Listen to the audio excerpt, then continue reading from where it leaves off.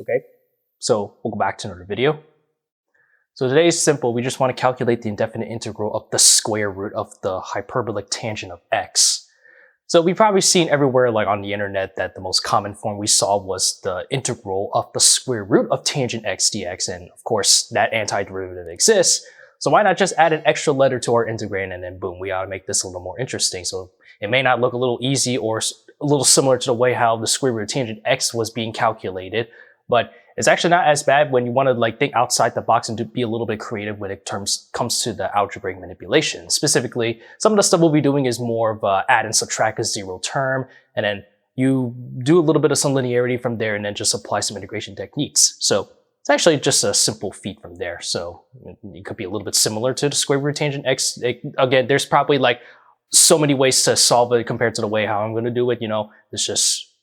There's no one exact correct way. There's several. You want to put it like that. All right, I'm just rambling on. So why don't we just jump right in? Now suppose that if I do a u sub, we'll let u equals the square root of the hyperbolic tangent of x. So to do something a little bit interesting, why don't I actually take the square both sides? So I have u square is equal to just the hyperbolic tangent of x. So differentiating both sides. So that means I have 2u du, and then the derivative of hyperbolic tangent of x. It's kind of similar to taking the derivative of tangent of x, where the derivative of that is secant square of x, but instead we have the hyperbolic secant. So square of x over here, dx. Okay, and using a little nice rule, this is actually pretty similar to the other identity with tangent square x plus secant square x is equal to 1. Another way we can write this is that 1 subtract the hyperbolic tangent square of x is equal to the hyperbolic secant square of x. And it's a good thing we did this, since we have that u square is equal to the hyperbolic tangent of x. So we just replace this with u square quantity, then square. So then that will yield us with 1 subtract 4, or 1 subtract u to the power 4 is equal to the hyperbolic secant square of x. So we just put that by itself and get everything in terms of the dx by itself. So we have that dx on its own is equal to just 2u and then divided by 1 minus u to the power 4, then du. So if I put everything back together, so we said that u is this, so now we have to replace the dx differential for here. So now our new integral for the new substitution is going to be 2u squared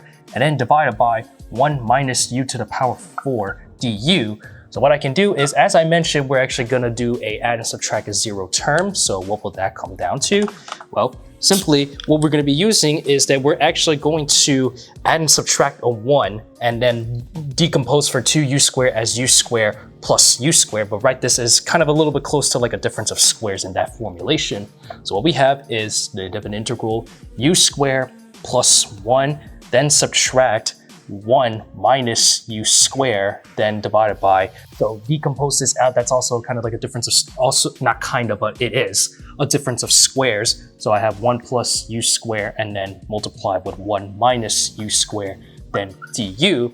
Okay, so now breaking this up, we can use the linearity. So first we have that this just cancels u squared plus 1 back here. So what we have now is 1 subtract 1 minus u squared, then du. And then do the same thing over here, 1 minus u squared, that cancels here. So we're left with the integral of 1 and then divided by 1 plus u squared du.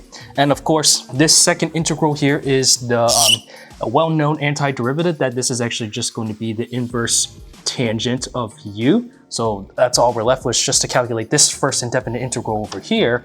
So actually, we're just going to apply the same trick, just what we did from earlier. Just decompose this yet again by applying yet again, doing an add and subtract a zero term. Then to get a little bit our hands dirty, what we're going to do is I'll just factor out a 1/2.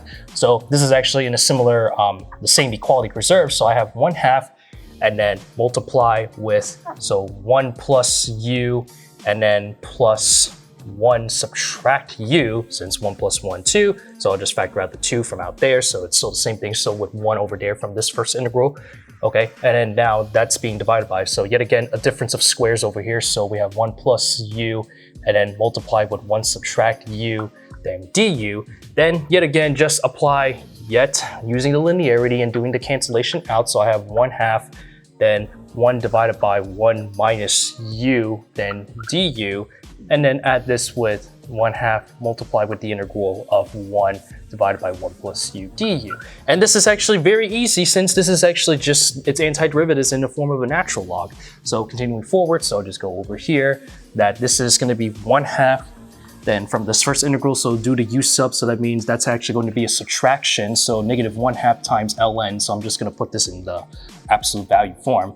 So absolute value of 1 minus u, and then add this with 1/2, then times ln of 1 plus u. And interesting enough, that's also if you use the logarithmic property, so I can actually rewrite this as 1/2, and then that times the natural log of 1 plus u divided by 1 minus u. And then interestingly, this is actually in the form of a definition of the inverse hyperbolic tangent of x, or u in this case. So pretty much we're done. So our given integral, so the square root of hyperbolic tangent of x dx is simply just going to equal 2. So the hyperbolic tangent, the inverse hyperbolic tangent of u, but then substitute that u back. So that means I have the inverse hyperbolic tangent of the square root of the hyperbolic tangent of x, and then subtract, so the inverse tangent of u, so minus inverse tangent of u, so substitute that for, yet again, the square root of the hyperbolic tangent of x, so tanhx, and then don't forget the one important rule when you're dealing with indefinite integrals is to add your unknown constant plus c, since we don't have any bounds. So a lot of teachers stress this enough whenever they're dealing with this, that a lot of students make the mistake of not adding the plus c when dealing with indefinite integration. So our final answer over here, just like that. So there we have it. Pretty easy from there, right? But yeah, that's pretty cool if you ask me.